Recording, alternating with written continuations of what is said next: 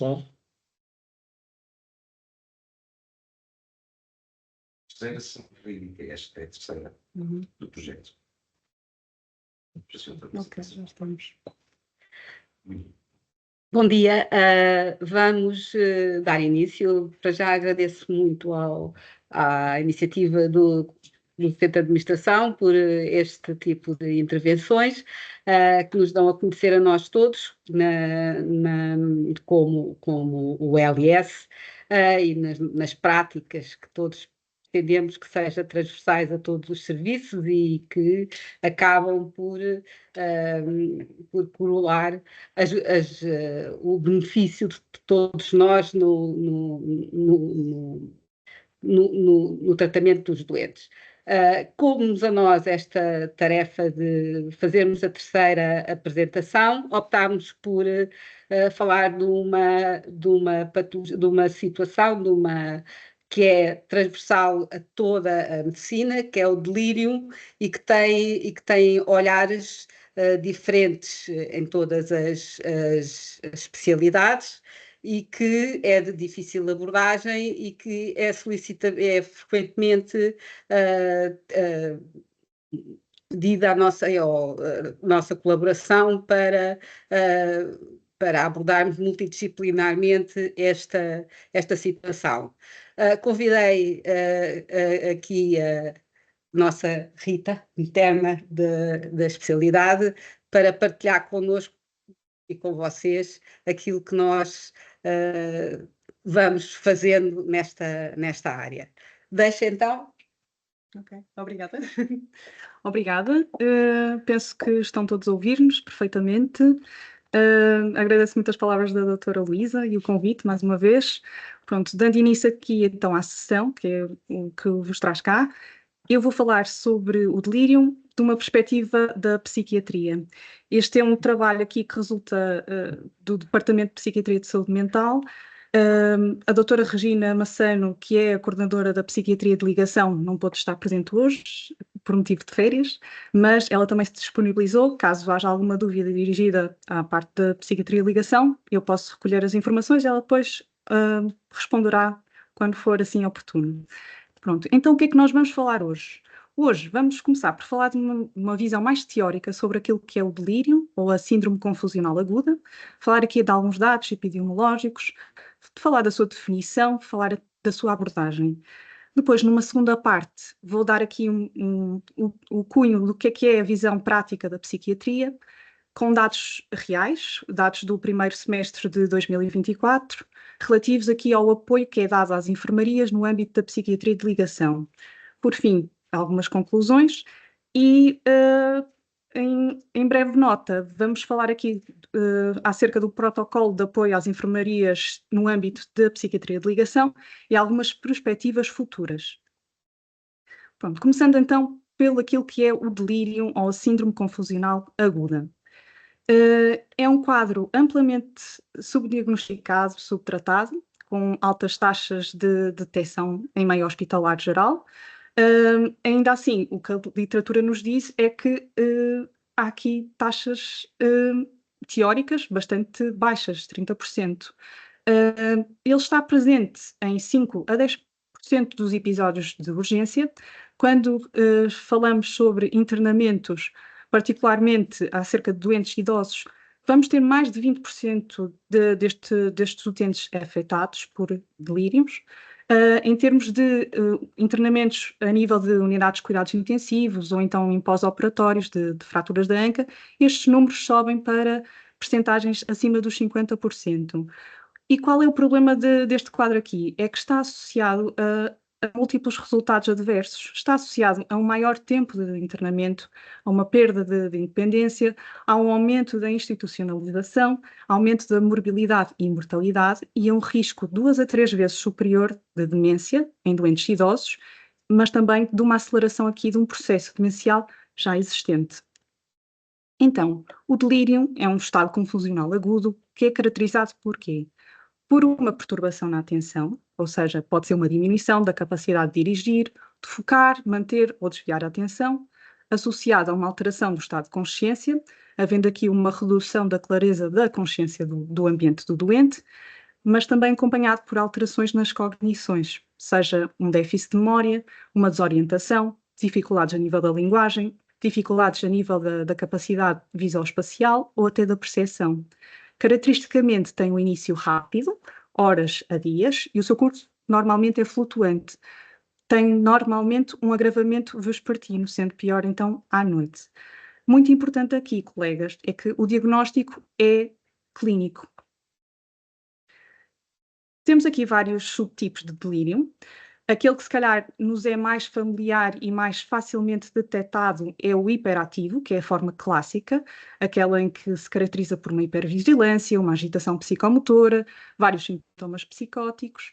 No entanto, é a forma menos frequente, atingindo menos de 10% aqui destes doentes.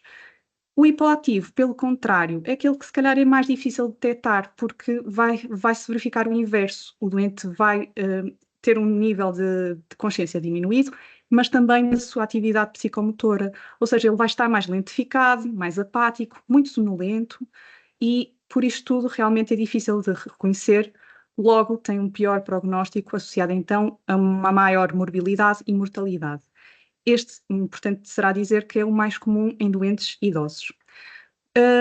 Na verdade, a apresentação mais frequente, com mais de 80% dos casos, é o delírio de subtipo misto, em que se misturam aqui as características de ambos os subtipos, hiper e hipoativo, e vai refletir aqui realmente as flutuações do próprio quadro clínico.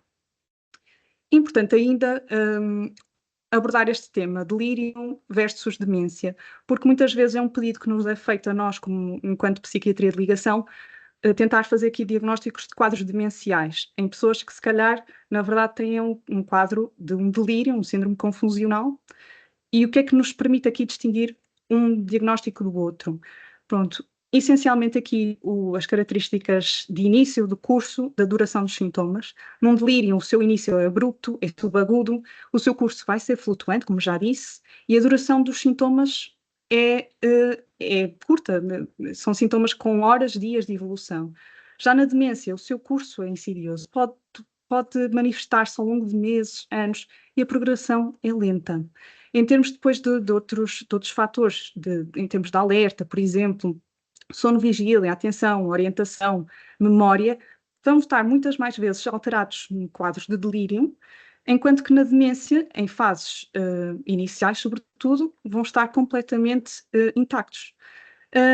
Em termos, por exemplo, de pensamento, o pensamento no delírio, um campo que nós avaliamos, normalmente é desorganizado, pode ter aqui realmente algumas ideias delirantes à mistura, enquanto que um pensamento num doente com uma demência é realmente um pensamento pobre.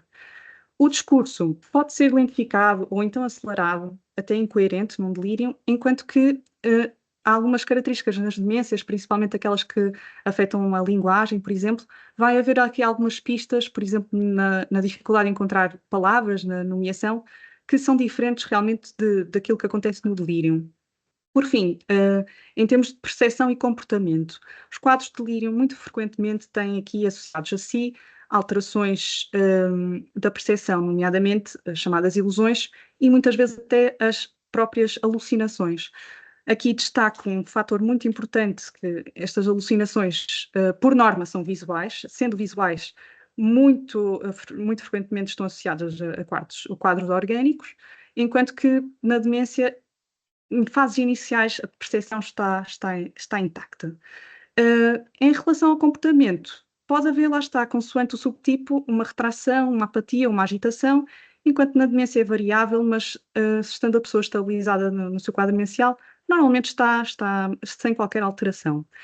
Então, por que é importante fazer aqui a distinção? Porque é possível uma pessoa ter uma demência e ter um delírio em simultâneo. No entanto, para fazermos um diagnóstico ad início de um quadro demencial, só podemos fazê-lo passada a fase aguda das condições médicas gerais, ultrapassado o quadro de delírio.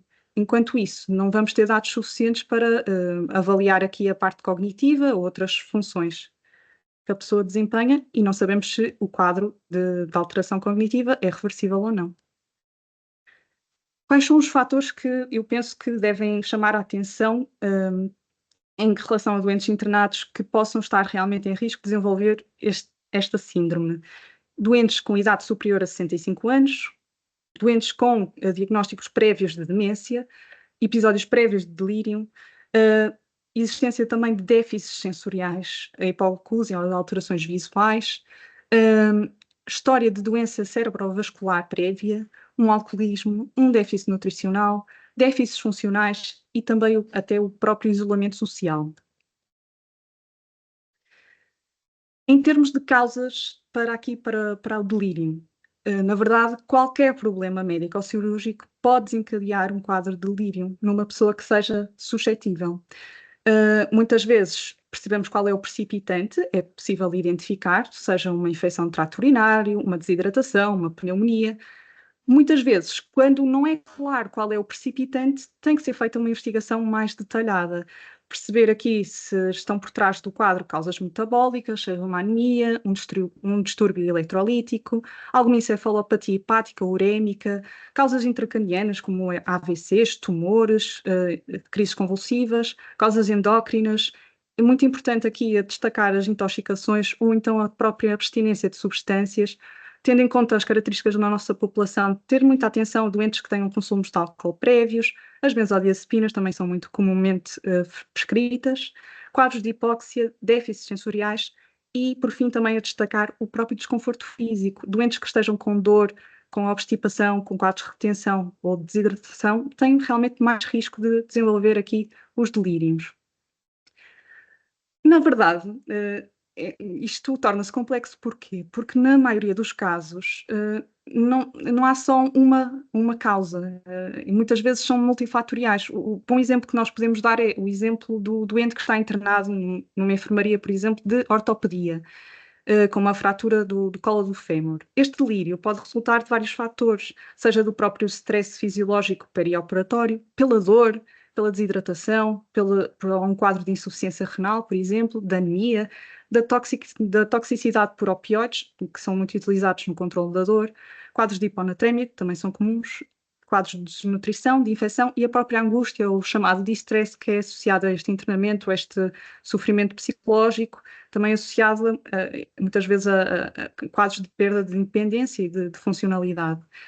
Nos doentes idosos, eu destaco aqui as causas mais comuns, sendo as motivadas pela polifarmácia, são doentes frequentemente polimedicados, e também as causas infecciosas. O que é que eu acho que para os colegas é importante ter em conta na abordagem? É importante fazer uma avaliação dos fatores precipitantes e predisponentes e tentar corrigir estes fatores. Só depois deve-se então partir para um tratamento sintomático com medidas inicialmente não farmacológicas e depois sim farmacológicas. Então, falando de abordagem de forma prática, número 1, em primeiro lugar, é tratar a causa de base. Um antibiótico se infecção, hidratar-se de desidratação, tiamina, benzodiazepinas, se houver aqui uma privação alcoólica. A seguir a isto, podemos partir sim para a intervenção não farmacológica, medidas simples. São doentes que estão com algum estreitamento da consciência, não estão completamente vigis, muitas vezes. É importante tentar dar informação clara, tentar repetir a mesma informação, fazê-lo do mesmo modo, tentar envolver elementos que sejam familiares para o doente, cuidadores, família, dar aqui referências para a orientação. Tentar, se bem que isso nem sempre é possível, obviamente, os contextos são diferentes, mas tentar colocá-los em sítios com uma janela que dê referência para o exterior, para a pessoa perceber mais ou menos em que fase do dia que está, utilizar relógios nas enfermarias, calendários até, tentar proporcionar um ambiente calmo que é muito difícil de alcançar, por exemplo, num ambiente de urgência, obviamente. Destaco aqui outro fator muito importante, que é a contenção física. Deve ser evitada e deve ser utilizada apenas se necessário, se estritamente necessário e por curtos períodos de tempo. Também outro fator importante a ter em conta são as dificuldades sensoriais, por exemplo, tentar corrigir estes fatores, dando os óculos habituais à pessoa, usar os aparelhos auditivos, permitir até o uso de dentaduras para conseguir mastigar melhor. Aqui trago-vos só para corroborar tudo o que eu disse aqui, e acho que é uma informação simples, de fácil acesso e que os colegas devem ter em conta, que por serem umas normas clínicas, da Direção-Geral de Saúde. Estas são as normas de 2011, atualizadas no ano passado, são recentes, que falam sobre a abordagem diagnóstica e terapêutica do doente com declínio cognitivo ou demência. Claro que são mais dirigidas ao doente com demência, mas estes pontos específicos, esta abordagem é dirigida às alterações de comportamento nestes doentes e realmente uma das causas mais comuns de alteração de comportamento são realmente os síndromes confusionais. Daqui apenas a destacar, ter atenção, para além de todos os fatores não farmacológicos que eu referi, ter atenção a alguns fatores como o próprio aborrecimento, que é muito comum. Os doentes estão internados, muitas vezes doentes que sejam ativos previamente, podem ficar muito aborrecidos. Isto pode ser um fator importante que contribua para o seu comportamento. Eles se calhar não estão a ser estimulados suficientemente. E depois também ter muito cuidado à comunicação e à forma como os profissionais abordam estes doentes, ter atenção realmente e compreender as necessidades destes mesmos. Por fim, aqui se calhar entra mais a parte da psiquiatria e realmente é a última linha, que é a linha farmacológica para controlar situações específicas, nomeadamente aqui o exemplo dos sintomas psicóticos persistentes e angustiantes. Porque é que eu digo que isto é uma terceira linha? Porque, na verdade, até os nossos medicamentos, os nossos psicofármacos, podem agravar o estado mental do doente, têm efeitos secundários e têm que ser usados muito rigorosamente. Por isso, a serem utilizados deve ser sempre preferida a via oral, utilizar as doses menores, as menores doses eficazes e, por fim, também deve ser pensado mais numa ideia de follow-up, é a própria retirada do fármaco, porque muitas vezes nós colocamos um fármaco, mas nunca, se calhar, depois é feita a revisão se aquele fármaco é necessário ou não, se pode ser retirado, e acontece até as pessoas irem fazer estes fármacos, que podem ser prejudiciais, para o domicílio. Então, em termos de sintomas, de sintomas psicóticos, nós usamos os antipsicóticos em baixa dose. Não há aqui nenhum consenso que nos diga qual é aquele mais eficaz. O mais tradicional, o mais utilizado em termos de enfermarias médico-cirúrgicas, realmente será o haloperidol, porque é aquele onde há maior experiência clínica. No entanto, temos vários fatores negativos que jogam contra si. Sejam eles os efeitos secundários frequentes, como a sedação, a hipotensão, os efeitos extrapiramidais e os próprios anticolinérgicos, que, curiosamente, vão interferir aqui com o estado cognitivo da pessoa e podem até agravar. Tem também efeitos graves a nível cardíaco, como alterações da condução e, por fim, doentes que tenham um diagnóstico de demência estão associados, sim, ao risco maior de AVC. Então, o que é que nós preferimos, que é mais comum utilizarmos? Os antipsicóticos atípicos, pelo seu perfil de maior segurança e de menores efeitos secundários.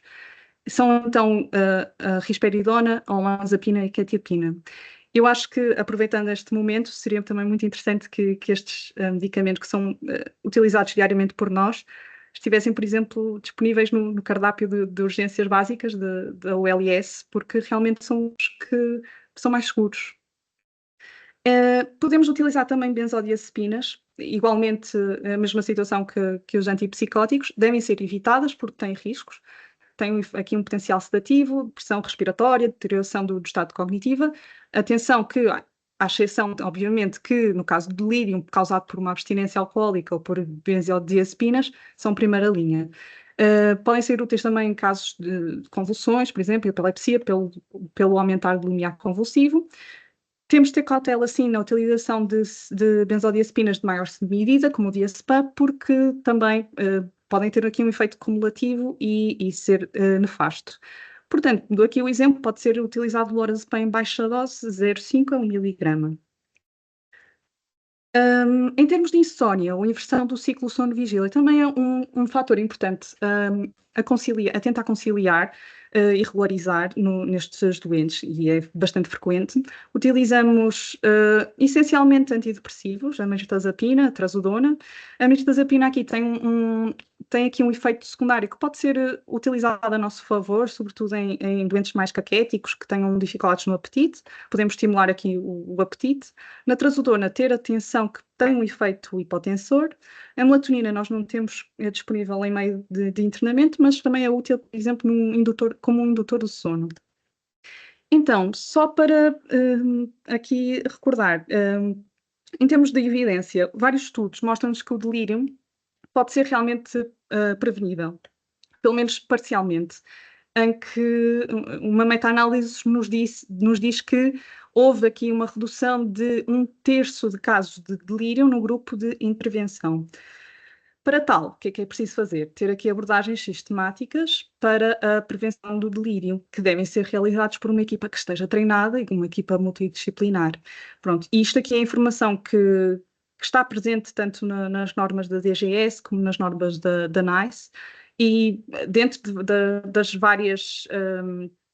várias técnicas, eu destaco aqui algumas: as pistas de orientação, já disse, tentar ter rotinas, utilizar relógios, pistas de orientação como calendários, elementos identificativos. É curioso que é estudado que, por exemplo, em meios em que isso é possível, utilizar um elemento identificativo como uma fotografia ou o nome da pessoa à porta do quarto, da enfermaria, isso é bastante útil para dar referências e para prevenir aqui alguma desorientação. Em termos de tratamento de infecções, devem ser tratadas o quanto antes. Em termos das infecções urinárias ou algum caso específico, deve ser evitada a algaliação urinária, também é uma agressão. Em termos de dor, é importante ser detectada, usar escalas e ser também tratada. Frequentemente deve ser revista aqui a tabela terapêutica para perceber se há aqui algum fármaco que possa estar a induzir aqui algum efeito adverso no funcionamento cerebral.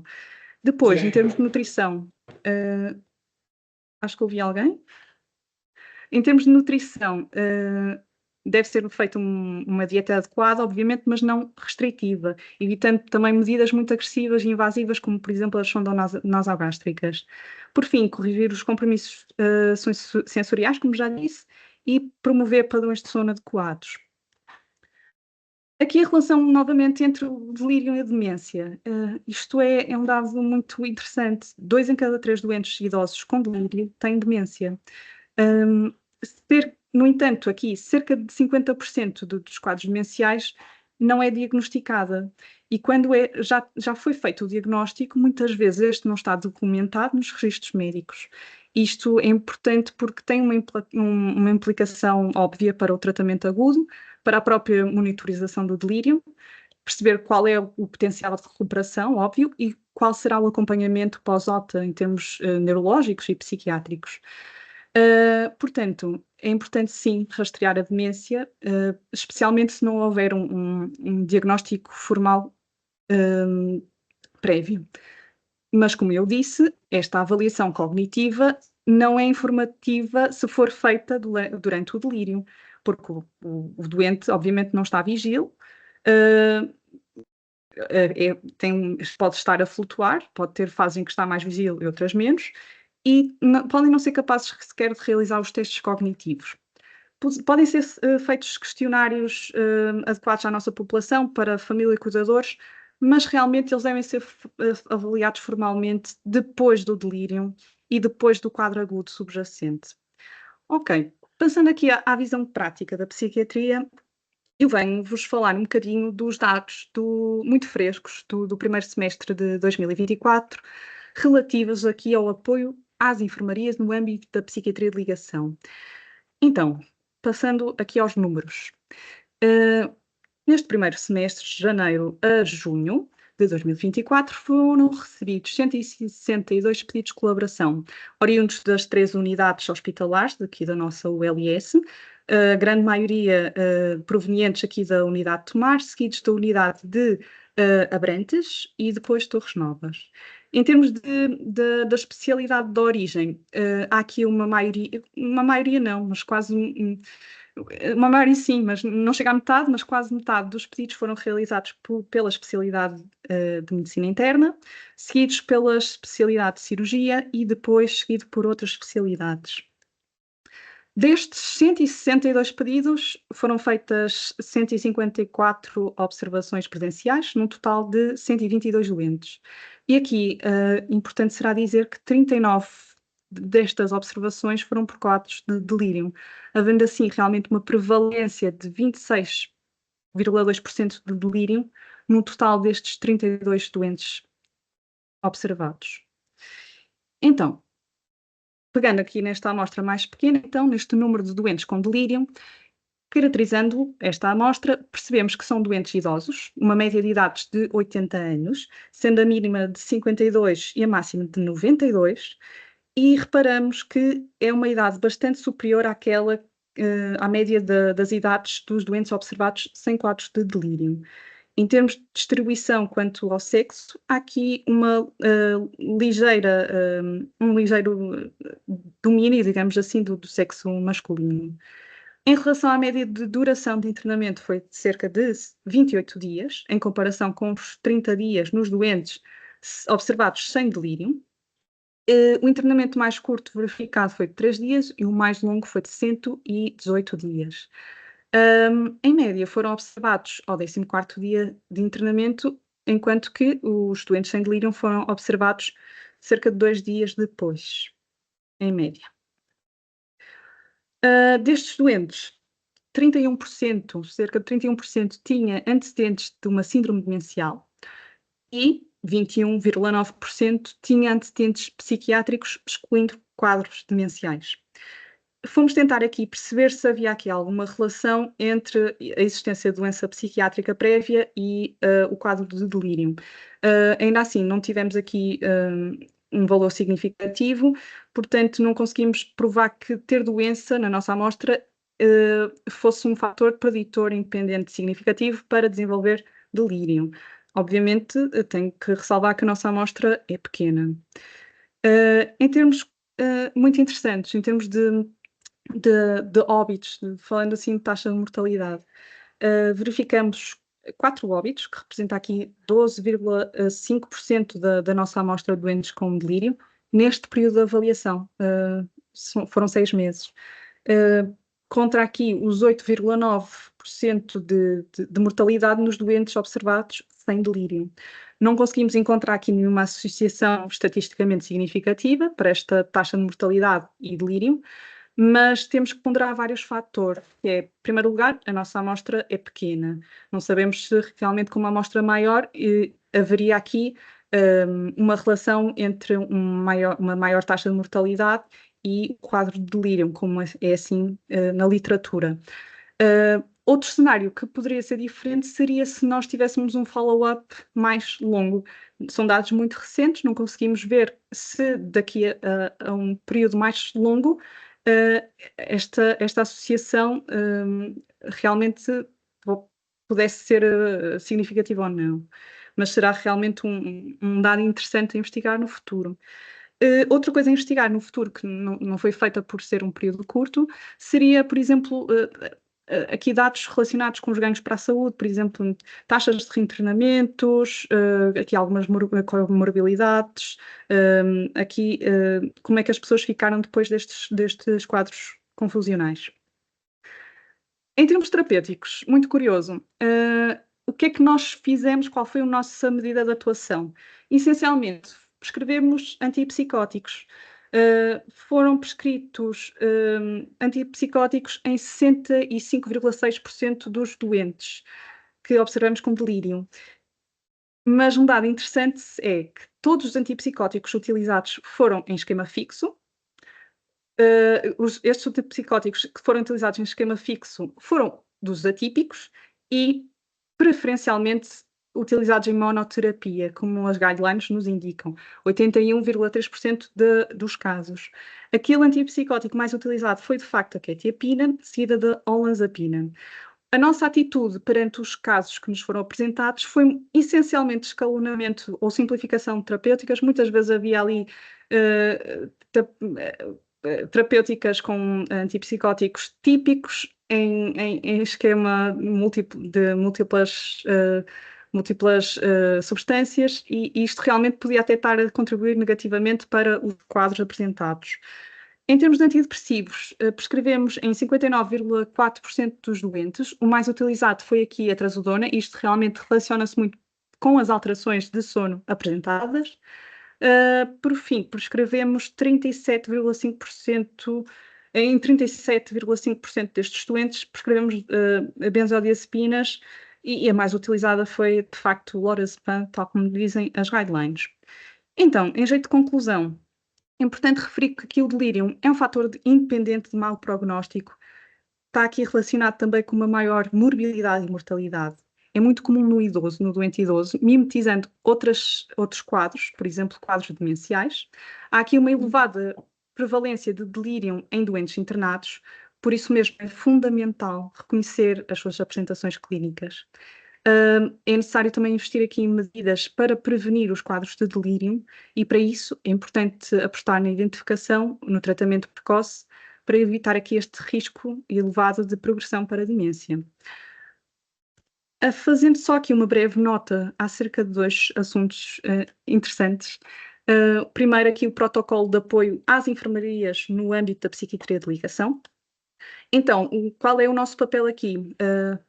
Aqui podemos fazer uma consulta psiquiátrica a doentes que estejam internados em enfermaria não psiquiátrica de duas formas. Em momento de crise, após um pedido de colaboração médica, com tempo de resposta prevista no espaço de 48 horas úteis. 48 horas úteis. Podemos fazer também uma consulta programada em termos de reavaliação de casos específicos. Alerto aqui a alguns colegas que o apoio psiquiátrico em termos de serviço de urgência de Abrantes, a UOMA ou o OC, não é feito por esta via, mas sim através da urgência de psiquiatria da unidade de Tomar. O pedido de colaboração é simples, penso que já estão familiarizados. Fazer o pedido de colaboração, pedir aqui a valência da psiquiatria na especialidade da consulta de psiquiatria e ligação. Em termos aqui de critérios de inclusão, o que é que nós privilegiamos? Privilegiamos pedidos de doentes que tenham psicopatologia que decorre como consequência, ou seja, secundária, uma doença física geral ou doença que possa interferir com a recuperação da patologia orgânica. Alguns exemplos de situações, patologias comuns, que possam ser avaliadas por nós. Em primeiro lugar, a ideação suicida ou algum episódio depressivo que durante o internamento tenha gerado aqui algum sofrimento significativo para a pessoa. A mesma coisa com a perturbação ansiosa. Episódios psicóticos. Aqui só uma pequena nota que devem os colegas ter noção que se, para além do episódio psicótico, existir aqui períodos de desorientação, flutuação da consciência, estas alucinações visuais ou alterações de novo no exame neurológico, tem que pensar aqui, em primeiro lugar, num síndrome cerebral orgânico e não uma psicose. E dirigir o tratamento para essa causa e não dirigir o tratamento para a causa psiquiátrica. São também situações orientadas por nós em insónia que seja refratária e podemos também dar aqui algum auxílio, algum parecer sobre a capacidade do doente decidir e consentir sobre o ato médico informado. Excluímos doentes que estejam em estados confusionais, sem qualquer investigação orgânica prévia, e doentes que tenham doença mental estabilizada, que tenham algum seguimento, que seja uma doença conhecida, que esteja sem qualquer destabilização. São doentes como qualquer outro, também têm direito a adoecer por causas médicas. Em termos de perspectivas futuras, mesmo a finalizar,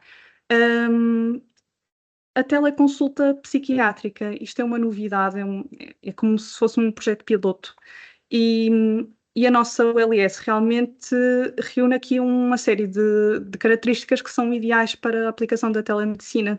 Temos 3 unidades hospitalares que distanciam entre si alguns bons quilómetros. Há poucos profissionais de saúde, obviamente, e com a telemedicina podemos aqui comatar algumas situações, ou seja, podemos melhorar a qualidade da avaliação remota do doente, podemos contribuir para as decisões clínicas de maior qualidade e mais rápidas, pode facilitar aqui muita consultadoria, a discussão entre pares, como por exemplo estamos aqui a fazer hoje. Evitamos aqui muitas deslocações desnecessárias e melhoramos aqui os outcomes das intervenções clínicas. Então, o que está em vigor, em aqui colaboração com a empresa Teladoc Health, é o apoio da psiquiatria de ligação às unidades de internamento em Abrantes. Para já foi testado, já foi utilizada esta tecnologia.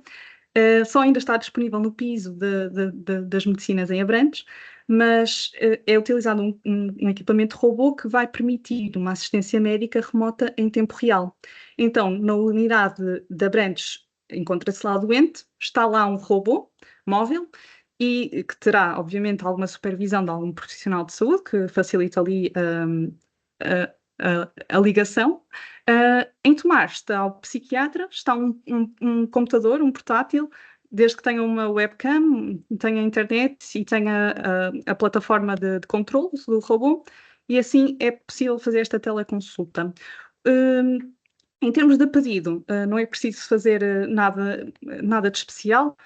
Os colegas devem referir, obviamente, para além do motivo da referenciação, dos volumes das comorbilidades, perceber qual é a psicopatologia em causa, qual é a evolução temporal em relação com a doença para a qual está a ser tratado, perceber qual é a terapêutica que está a fazer, perceber o prognóstico. Aqui a solicitação de teleconsulta, nesta primeira fase não é necessário, nós tentamos fazer também alguma triagem e se for possível, obviamente que nós tentamos por essa via. E pronto, agradeço a vossa atenção. Mais uma vez, fico ao dispor para responder a qualquer questão. A doutora Regina, que é a coordenadora aqui da Psiquiatria de Ligação, também ficará a posteriori disponível para responder a qualquer dúvida dirigida a ela. E abro aqui a discussão. Obrigada.